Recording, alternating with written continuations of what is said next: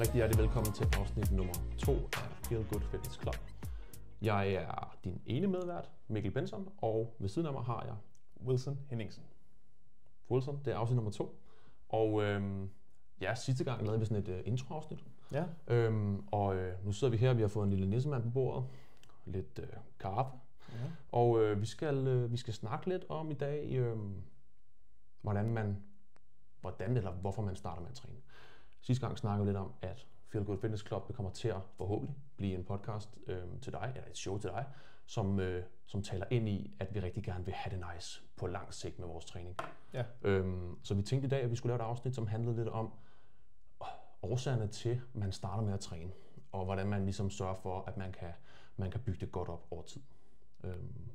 Så det vil vi prøve at tage igennem i dag, og vi vil også komme lidt ind på, hvorfor vi selv starter med at træne. Og så tager vi den egentlig bare derfra. Det synes jeg lyder som en glimrende plan. Ikke så meget manuskript, lidt hygge. Ja, det synes jeg. Jeg tænder lige noget lys også. Ja, selvfølgelig. Vi skal lige have lyset i gang. Ja, det er klart. Lige præcis. Det her afsnit kommer jo forhåbentlig både på Spotify og på YouTube. Så man kan også godt se Wilson være rigtig, rigtig god til at tænde lyset. Det gør han super, super godt. Jeg er ikke så god til de her lighter. Super godt. Wow. Sådan. Ja, det er bare lækkert. Ja. Det er jo december. Det er det. Ikke? Jo. Og lidt lys og lidt hygge. Og så er det bare feel good med sin træning. Ikke? Lige præcis. Wilson, det er jo sådan lidt, når man starter med at træne, så kan man starte rigtig mange forskellige årsager. Har du haft nogle klienter eller noget, sådan, hvor der er sådan nogle helt klare årsager til, at de startede hos dig? Jeg ved ikke. Ja, helt sikkert. Altså, jeg tænker også, at det vi kommer ind på, det er blandt andet også meget de der sådan, kan man sige, sådan lidt sådan overfladiske, måske lidt mere sådan æstetiske grunde til, hvorfor man starter med at træne. Så det er meget den der med, at jeg vil godt tænke mig at have en sixpack. Det er et stort mål for mig. Jeg vil godt tænke mig at have større arme, og så videre, så jeg får lidt mere selvtillid, så jeg føler, at jeg ikke hører til, men så jeg føler, at jeg kan hvile mig selv mere, når jeg går på stranden, når jeg er på ferie, eller om sommeren, eller et eller andet. Ja. Så meget sådan, at den vej rundt. Ja. Og det kan også godt være noget helt andet i forhold til, det vil jeg så sige, er måske lidt mindre overfladisk, men sådan noget med, at man gerne vil tabe x antal kilo. Ja. Jeg vil sige, at det klassisk kommer... også, ikke? Klassisk selvfølgelig, klassisk eksempel, og det kommer også an på, hvor meget vi snakker om. Jeg tror, at der, hvor vi begynder at snakke om det der med, at det godt kunne være lidt mere sådan... æstetiske grunde, det er dem, hvis folk siger, at jeg kan godt lige tænke mig de der sidste 3, 4, 5 kilo. Altså sådan, det er ikke noget, der er sådan som, altså det er ikke noget, som du behøver. Det er ikke noget, du skal, for at du kan være velfungerende, for at du kan være stærk. Nej, men det er noget, som vil være vigtigt for dig, så du bliver lidt mere markeret og sådan der ting der. Ikke? Ja, det er det samme med mine. Også hvis man tænker tilbage på, både hvorfor man selv starter med at træne, men også sådan ens klienter undervejs. Det er tit og ofte, så når man får den her motivation til at starte, uanset om hvilken alder man har, men så er det et eller andet, man gerne vil ændre på. Ja. Og der kan man sige, det er jo sindssygt mange forskellige årsager. Det kan være noget med vægttab, det kan være noget med større muskler, det kan være noget med at være klar til sommer, uanset om man er mand eller kvinde, eller pige eller dreng for den sags skyld, så kan det være noget med det. Og så kan det være, der er lidt forskel på, hvorfor at en mand starter med at træne, kontra en kvinde starter med at træne. Ja. Men i hvert fald, så vil vi godt snakke lidt om i dag, at det er fuldstændig okay, den årsag, du nu starter med at træne. Ja. Så der kommer en eller anden form for motivation for noget ændring. Det er helt okay, at det starter et sted. Men hvad så efter det? Fordi hvis man nu er sådan en, der starter med at træne, og tænker, okay, jeg vil rigtig gerne smide 10 kilo til sommer. Bare for at tage eksempel. Så hvis jeg får en klient ind ad døren, der siger det, så det første, jeg spørger dem om, det er, hvorfor vil du gerne det? Ja. Og der kan folk blive sådan helt overrasket nogle gange og tænke, wow, det var da... Det havde jeg ikke lige regnet med. Nej, fordi at tage 10 kilo, så har jeg det jo federe, eller så er jeg jo lækre at se på, eller hvad det nu kan være. Ikke? Ja. Men når vi taler sådan langtidsorienteret mål og sådan noget, så bliver man også nødt til nogle gange at flytte fokus lidt. Præcis. Det prøver jeg ligesom altid at hive folk lidt hen i. Ja, nemlig. Og det gør jeg også selv. Altså, og det synes jeg også er super fint, og det føler også, at vi har en pligt til som træner og som underviser, at ligesom også at skulle tage det måske for et lidt højere perspektiv og være sådan, okay, så i den periode, fra du siger det nu, og så du har tabt 10 kilo, hvad så med alt det imellem? Altså, hvordan har det været, og har du lært noget der, og hvad nu hvis, at du kun taber 5 kilo, men du er blevet pissehammerende stærk, og du er blevet pissehammerende dygtig, og du har været vedholden i de sidste 6 måneder, og synes, at træning faktisk er blevet mega fedt. Hvad så der? Sådan nogle spørgsmål har jeg også nogle gange kommet med folk til at sige, ja okay. Det er også rigtig godt, at den måske kommer lidt i starten. Du kan ikke komme til den første session, men det kan godt være det der med, at man sådan langsomt bløder lidt op for det. Ja, fordi præcis. Vi ved jo godt, at chancen for, at du holder dig til det her vægttabsmål, eller en sixpack, eller whatever, større biceps, det kan være alt muligt, ikke? Jo. En tyndere mave, strammere lår, eller sådan. Ja. Alle mulige forskellige ting. Det er en rigtig god start, en rigtig god katalysator, men forhåbentlig kan vi tale ind i, at træning bliver noget, der giver dig så meget mere værdi, end bare det. Præcis, ja. Og det er jo det, jeg synes, der er så spændende ved træning. Det er det der med, at jamen, forhåbentlig, så mange af de klienter, som vi starter med at træne, der kan man forme dem i retning af, at træning er noget, vi skal bruge resten af vores liv. Ikke kun til at føle os selvtillidsfulde og se godt ud, men også fordi, at det er virkelig, virkelig fedt at kunne de ting, man gerne vil i sin hverdag. Også når man bliver ældre. Ja, nemlig. Det er lige præcis det, der er så spændende. Ikke? Så det er helt okay, hvorfor du starter. Din grund til, at du starter, kan være alle mulige grunde. Men måske skal man relativt hurtigt, inden for en vis tidsperiode efterfølgende, finde noget andet, man kan sætte det op på. Ja, lige præcis. Ja, lige præcis. Ja. Lige præcis. Fordi det er jo også det, som du selv siger. Hvis du spørger din klient, så hvis din klient kun tager 5 kilo, har klienten så fejlet? Og glemmer man lidt at se alle de andre udviklingspunkter, der så er, ikke? Ja, lige Fordi præcis. det kan godt være, at klienten satte sig et mål om, eller personen satte sig et mål om at tage sig de her x antal kilo, men det kan faktisk være fuldstændig ligegyldigt, det med kiloene. Fordi hvis de nu er kommet i mål alligevel, hvis de havde tænkt, at det var en følelse, de skulle lede efter, sådan vil jeg nok have det. Jeg vil nok have det godt, når jeg har tabt de her 10 kilo. Præcis. Eller når jeg har bygget lidt mere muskelmasse. Det er ikke sikkert, at det er et nederlag, at du så har nået halvdelen af vejen. Nej, overhovedet ikke. Overhovedet ikke. Det synes jeg er en sindssygt spændende snak. Jamen, det er det virkelig. Altså, ja, altså sådan også det der med, når man så snakker med dem, og man så måske har været i gang i noget tid, og de så, at man ligesom også bliver dygtig til at flytte fokus, også som vi snakker om med, at jamen, det kan da godt være, at når man starter et forløb, at der selvfølgelig så er meget fokus for det, fordi det er noget, som de selv kommer med ind til dig, ind i butikken der, eller ind til os i butikken, og siger, at jeg kunne virkelig godt tænke mig det her, fordi jeg føler, at jeg har fået de der mormorarme, eller jeg føler, at jeg er blevet lidt tyk rundt om maven og alt sådan noget der. Men så kan man godt mærke nogle gange, at, eller faktisk ret ofte, at så, jamen, jo længere at forløbet egentlig varer, jamen, altså jo mindre kommer de ting i fokus, og jo mere så får man ligesom optur over, altså sådan at de der, hvad kan man sige, sådan performance-sejre, altså så de der med, okay, for 3 uger siden, der havde vi 70 kilo på i en eller anden øvelse, det kunne være en bænkpres, og nu er vi fandme op på 77,5, og der er fandme godt overskud, og kæft mand, det er sgu mega fedt. Ja.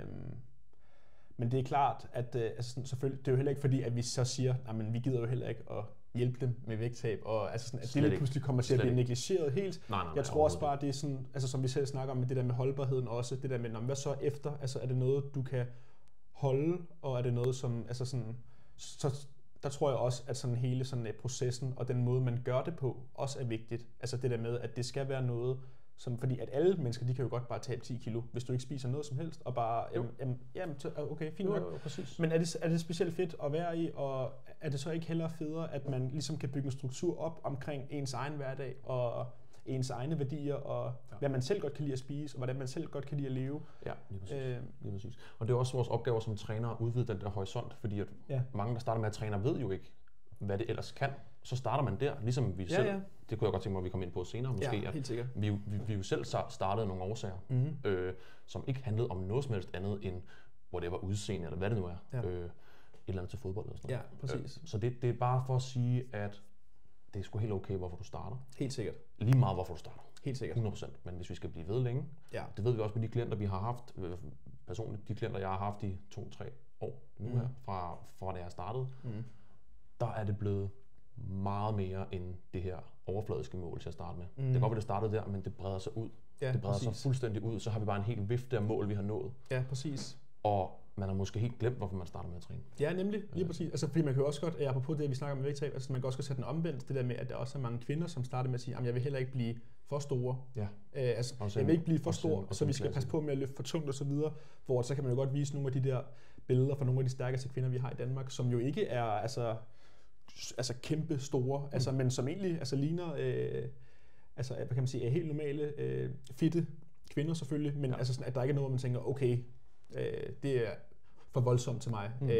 Så man kommer helt noget sådan bodybuilding-agtigt, men mere bare, ja. Så jeg tror også, det er godt for dem ligesom at få sat nogle ting i perspektiv, og at en stærk krop kan se ud på rigtig mange måder. Rigtig mange måder. Ja. Rigtig mange måder. Og det tror jeg, ja, virkelig.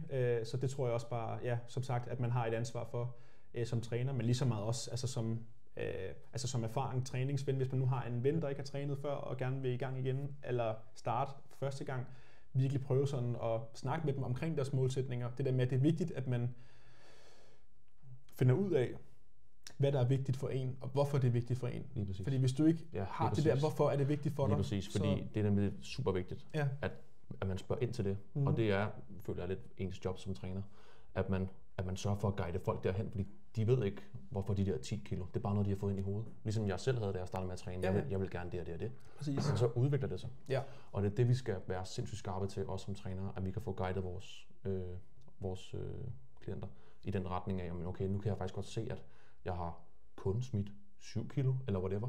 Præcis. Men jeg har det bare verdensklasse. Sådan her, og sådan her, og sådan her har jeg fået det bedre. Ja, lige præcis. Og så har vi allerede startskuddet til det der longevity, vi rigtig gerne vil snakke om. Præcis, nemlig også longevity, det der med, at vi vil gerne gøre det resten af vores liv, og det er også derfor, det er så pissevigtigt, at der ikke er nogen deadline på det. Det der med, den 10. april, der skal jeg veje det her. Ja. Det prøver jeg altid at lukke ned for så hurtigt som muligt, fordi det er til dine helt almindelige klienter. Præcis, det vi kan ikke bruge det til noget. Altså, det er fordi, nej, det er okay at starte dig selv op. Jo, helt sikkert. Ja, det er okay at sige, at på det her tidspunkt vil jeg gerne se nogenlunde sådan her ud, men jeg tror også bare, at man skal stoppe med, at det skal gå i det samme pace hele tiden, fordi at det er svært, hvis man laver et helt normalt kalorieunderskud og har et helt normalt liv, at det bare dropper helt stille og roligt hele tiden. Altså sådan, der kommer nogle gange til at være tidspunkter, hvor man måske lige er på det samme i noget tid, fordi der har været nogle ting i ens liv, der har gjort, at man måske har været mere stresset, sovet dårligt, bla bla bla, og så videre, og så videre. Men så længe at man ligesom har planen, og ligesom stoler på den. Præcis. Især når man er et almindeligt menneske, der godt kan lide at træne, eller er i gang med og sådan synes, at måske træning er spændende. Ja, præcis. Fordi det er klart, hvis du er atlet, og du sidder derude, og du skal stille op til DFNA i 25 for eksempel, så kan det være, at du snart skal starte på diæt, et eller andet. Så er det selvfølgelig klart, at så har du et helt fast mål. Og det er selvfølgelig ikke det, vi sidder og siger nu. Nej, slet ikke. Det er til vores helt almindelige mennesker, der nu træner derude. Ikke? Præcis. Så ja, det har virkelig meget at sige, at man kan brede den ud over det der, fordi tit har folk den der, så har jeg jo gjort det, så har jeg det nok på den her måde. Og det jeg bare har fundet ud af, hver gang jeg har sat et overfladisk mål til mig selv, så når jeg har opnået det, hvis jeg har opnået det, så har jeg stået bagefter og tænkt, det var sgu da et ligegyldigt mål. Jeg har det egentlig på samme måde, eller sådan, giver det mening? Ja, 100%. Så det tror jeg er rigtig, rigtig vigtigt, at vi taler ind i. Ja, nemlig. Den der langsigtede orientering. Ja, præcis. Så vi kan feel good på lang sigt. Ja, nemlig. Fordi det er jo det handler om. Altså, det skal bare føles godt, og det er klart, altså det er jo ikke fordi hver dag bare er rød rose over det hele. Og det kan selvfølgelig godt være hårdt nogle gange. Og det er også vigtigt, at man bliver udfordret, synes jeg, på en tilpas måde. Altså sådan, selvfølgelig skal man ikke sulte sig selv, eller man skal heller ikke overspise, hvis det er den anden vej. Men altså, man skal være nysgerrig, og man skal lege med de der sådan balancer og finde ud af, altså, hvad der fungerer bedst for en selv, når det er, at man er enten har et mål om noget fedttab, eller at man har et mål om at bygge muskler. Ja. Og der kan man jo også godt bruge, som sagt, en god træningsmarker. Eller man kan også godt få en coach. Man bliver aldrig for god til at træne, til at få en træner. Aldrig. Sådan har jeg det i hvert fald. Du kan også lave en afstilling, faktisk, på et tidspunkt. Ja, det kunne vi sagtens gøre. Altså, det er også sjovt det der med, at der er også mange af mine klienter, der bliver sådan, har du selv en træner på? Ja. Det bliver helt overrasket. Ja, så sådan, det kan du da ikke. Men du ved jo alt. Og sådan, du ved det hele. Jeg ved ikke en skid. Men det er ikke en skid. Men det er så interessant, ikke? Ja, præcis, det er det. Ja, det er vigtigt. Hvorfor startede du med at træne? Kan du huske det? Hvorfor du startede? Og hvornår og sådan? Jeg tror, at de første gange, jeg sådan kan husker mig selv i et fitnesscenter, det var det der Fresh Fitness-tider dengang. Fresh Fitness, ja. Faktisk på Esrumgade, det der blev lavet om til fitnessport, ja, der var en Fresh Fitness dernede, ja. Hvor at en af mine venners storebror havde et fitnesskort, og så tog vi det ned, og vi havde jo også bare den der med... Tog du dig ind uden at betale? Hoppede du lige over gaten? Nej, jeg tror sgu vi tjekkede ind. Jeg har helt sikkert også hoppet over på et tidspunkt. Det skal du ikke hænge mig op på. Men i hvert fald, ja, det var bare altså ned, og så klokken 5 om morgenen før skole, og fordi at hele den der tanke med, at hvis du gør det, jamen så er du sej jo. Og så gør du det, som de andre ikke gør, fordi at du står op klokken 5 om morgenen og træner. Problemet er bare, at hvis du går ned og træner, og det er skrald, altså af skraldekvalitet, altså stinkende, jamen så kan du lige så godt træne klokken 16 eller klokken 18. Ja. Men ja. Hvor gammel var du på det tidspunkt? Jeg tror, jeg var 13-14 år. 13, så du har været rimelig ung så? Jeg har været rimelig ung, ja. Og der var jo selvfølgelig ikke lige så meget, det var der slet ikke jo, altså på SoMe omkring andre, som også træner og sådan noget der. Så det var jo bare ned og lave benchpress og incline benchpress og dumbbell benchpress og ligesom bare... Alle varianter af brystøvelser. Alle varianter af brystøvelser, ikke? Og bare køre derud af og ja, bare hygge sig med det. Selvfølgelig. Hvad havde du af mål? Havde du et mål? Det tror jeg sgu ikke. Jeg tror bare sådan, at rent sådan af æstetiske grunde, jeg ville gerne være mega jacked og se super godt ud. Jeg har set et billede af en eller anden kæmpe stor bodybuilder eller et eller andet. Præcis. Eller bare set en eller anden, som måske var et par år ældre end dig, som var lige, som så godt ud. Der havde meget muskelmasse og så videre, og det tænker jeg, det vil jeg gerne opnå. Så du vil gerne bygge muskelmasse? Jeg vil gerne bygge muskelmasse, helt sikkert, ja. Ligesom mange andre unge starter. Præcis, ja. Så det var egentlig det. Okay. Og altså, det holdt heller ikke så lang tid, og jamen igen, og det kan man jo også se med træneren bagefter, at det var jo ikke særlig god kvalitet, men det føler det skal man også bare igennem. Det har vi alle sammen været igennem. Du skal starte sådan der lidt, altså det skal du ikke, men det er sådan, det sker, fordi du... Det er sådan, man skal bare ud i det. Jeg synes egentlig også, at det er fedt nok, at man også bare prøver uden at tænke for meget og nørde for meget med alt muligt pis og lort, men at man ligesom bare tænker, nu skal jeg prøve at være i gym, og jeg synes sgu det er frisk, at folk de gør det, og egentlig bare tager ned og fyrer den af, og kan mærke, at man er lidt øm, og det er sgu meget rart. Og så kan man jo altid... Meget øm, kæft jeg var øm i starten. Til alt det volumen og alle de sæt. Ja, og jeg så også, jeg kunne sådan en YouTube-video med sådan en ab-workout. En eller anden dude fra USA, der lavede sådan en 15-minute ab-workout. Ikke? Yes. Fuldstændig håbløst, ikke? Og det brænder jo bare i... Uendelig mange reps. Ja, uendelig mange reps. Ja, præcis, ja. Så det var sådan en meget useriøs måde. Ej, ikke en useriøs, men det var sådan meget, Ustruktureret. Ustruktureret, ja. Det er et super godt ord, ja. Hvor at senere hen, der blev det meget, altså, så fik jeg jo coach på, da jeg var sådan noget 17-18 år eller sådan noget. Ja, der spillede du også fodbold og sådan noget. Jo, der spillede jeg fodbold, ja, på rimelig højt niveau, og jamen igen, altså, der var det jo også meget det der med, altså, jeg var jo midtbanespiller, og der var det meget dengang, at en midtbanespiller skal helst ikke veje over 80 kg. Altså, det var de der gamle sports performance myths og sådan noget der. Og det var derfor, jeg gjorde det. Det var fordi, jeg var sådan, okay, jeg skal tabe mig, så jeg kan være hurtigere på banen. Men problemet er, at det har ikke noget med, altså det har ikke noget med andet at gøre. Altså sådan, at jo lettere du er, jo hurtigere er du.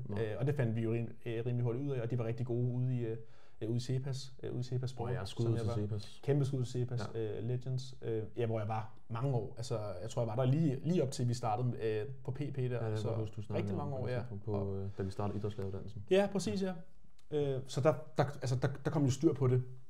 Og man kan sige, der var det jo meget sådan, som sagt, performance-orienteret, ikke? Så Okay, en fed start, for du er jo egentlig sådan inde i fodboldmiljøet, og så har du den der, jeg vil gerne bygge muskelmasse. Ja, præcis. Ja, præcis. Altså, ja, nemlig. Ja. Hvad med dig? Kan du huske? Jeg spillede også fodbold. Ja. Og det har jeg gjort, siden jeg var helt lille også.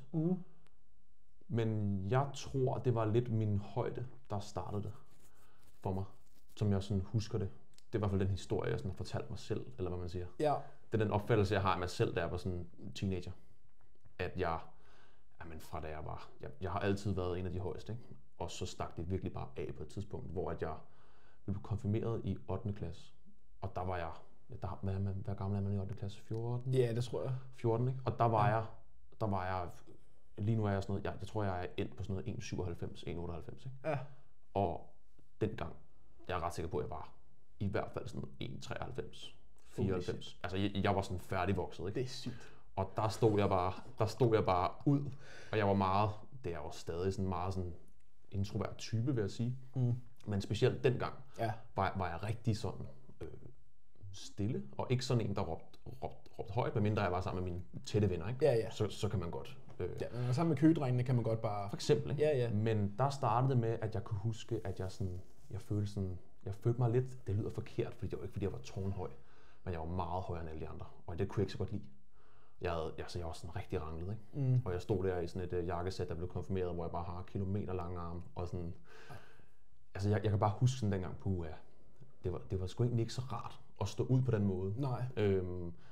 Så der begyndte jeg sådan, omkring der 9. klasse-ish, der begyndte jeg, det er en sjov historie, jeg havde 2 kammerater, Kevin og William, som gik i min folkeskoleklasse i Herfølge, og vi begyndte at træne 1 gang om ugen i et træningscenter ovenpå Køge svømmehal. Okay. 1 gang om ugen. Jeg ved ikke hvorfor. Så var vi ude at svømme, og så skulle vi op og træne bagefter. Ja. Og så trænede vi bare i 1 gang om ugen. Det ved jeg ikke, 2 timer. Alle maskinerne. Alt fik mig en tur, ikke? Ja. Ja, og det var der, det startede, og der var ikke styr på noget, ligesom mange andre starter med. Det er okay. Der startede jeg med at træne. Og så kan jeg huske, at jeg sådan for alvor begynder at træne lidt halvseriøst i starten af 3.G. Okay. Fordi der finder jeg ud af, at jeg gerne vil være i politiet. Og der er jeg sådan 19-20. Ja. Hvor jeg begynder sådan, okay, nu skal jeg blive god til at bænkpresse og lave pull-ups og sådan noget, for det er det, man skulle til prøven. Ja. Og jeg skulle begynde at løbe lidt, ikke? Så jeg begyndte at træne op til det. Og havde også en makker, William, som jeg også trænede lidt med, kan jeg huske. Han blev rigtig hurtigt sådan lidt stor. Det var ret nice. Jeg huske, jeg så op til ham. Han fik strækmærker sådan i skulderen og brystet, og så tænkte, wow. Okay, sindssygt. Vilde sider, ikke? Ja. Så hurtigt gik det ikke med mig. Og så var det var nok det, der startede det hele dengang, tror jeg. Ja, så det var også, at jeg ville gerne have mere selvtillid, tror jeg faktisk, det var det.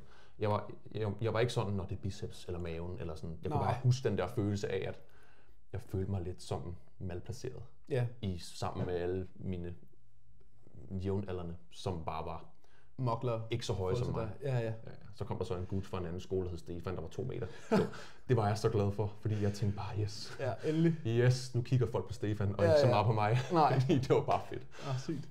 Jeg tror, det er derfor. Ja, okay. Det er også meget sjovt at høre jo, i forhold til det. Men man kan sige, som du også meget flot startede med at sige allerede i starten, at det er helt okay. Altså den der måde, altså den hvorfor i starten. Jeg tror bare, at man ret sådan hurtigt skal finde ud af, altså at der også er noget mere til det. Ligesom til at man kan finde sin indre motivation lidt mere. Altså det der med sådan, hvad giver det mig at bevæge mig, og hvad giver det mig at lave de her ting. Fordi så er du også lidt bedre stillet, så når det begynder at blive svært. Fordi hvis du begynder kun at have det ydre til at starte med at sige, jeg skal bare have en sixpack, og du bare sidder og laver crunches i gym hver gang, hele tiden, og der ikke sker noget, fordi du måske spiser et kalorieoverskud, whatever, et eller andet, jamen så kan man godt tænke, det failede. Jeg har egentlig ikke ret mange andre grunde til, hvorfor jeg skal fortsætte. Så måske stopper folk, eller så er der også det der med, at man måske holder pause i en lang periode, og så måske finder man noget motivation igen, måske det er en anden ting, og så videre. Og så hopper man lidt frem og tilbage. Hopper man lidt frem og tilbage, ikke? Ja, så, og det er jo ret sjovt, sådan, hvad der egentlig gør, at man bliver ved. Ja. Det er jo lidt svært at sige, i hvert fald for mit vedkommende. Jeg tror, det der var afgørende for mig, det var, at jeg fandt ud af, at jeg havde en højde, som bare gjorde, at hvis jeg skulle noget, så skulle jeg blive ved i lang tid. Ja. Jeg fandt heldigvis hurtigt nogle forbilleder inden for branchen, som var naturlige, og som talte om det her med naturlig træning. Jeg kan huske i det der jeg var 18-19-20, så var jeg vildt meget op at køre med sådan noget. Maxer, eller hvad? Ja, jo, faktisk Maxer også, men det var mere sådan noget Daniel Rigsgaard i Danmark. Dengang han ligesom, der fandt man ham på Instagram eller et eller andet, hvad det nu var, ikke? Ja. Og så kørte den der, okay, men hvis han kan se sådan der ud naturligt, så hvad hvis jeg bare bliver ved i lang tid? Det kan jeg huske. Så var jeg sådan, det er sgu meget fedt. Og jeg var den største bangebuks. Jeg kunne aldrig i mit liv drømme om at teste det videre, fordi jeg ville være pisbange for det. Så det var sådan, det passede til mig. Der var også en gut, der hed, han er faktisk en kæmpe legende, Matt Bogus. Ham fulgte jeg også på Instagram, kan jeg huske på et tidspunkt. Sad der på teenageværelset og forestillede mig, at hans krop, det gad jeg godt at have, ikke? Men manden, jeg ved ikke, hvor høj han er, 71 eller andet, det kommer jo ikke til at ske. men det, der reddede mig, det var nok, at jeg altså, grunden til at jeg blev ved, det var fordi, fra starten af var jeg bare sådan, okay, du har den her højde. Det kommer bare til at tage lang tid. Ja. Så hvis du vil noget med det, så må du blive ved i lang tid. Og så tror jeg bare heldig, at jeg lige præcis fandt de forbilleder, jeg nu sådan fandt. Ikke? Ja, præcis. Ja. Havde du nogle forbilleder? Eller sådan folk, du så op til, hvor du tænkte, ham der, han er cool. Du havde ham der, din kammerat, eller hvad var det, du sagde,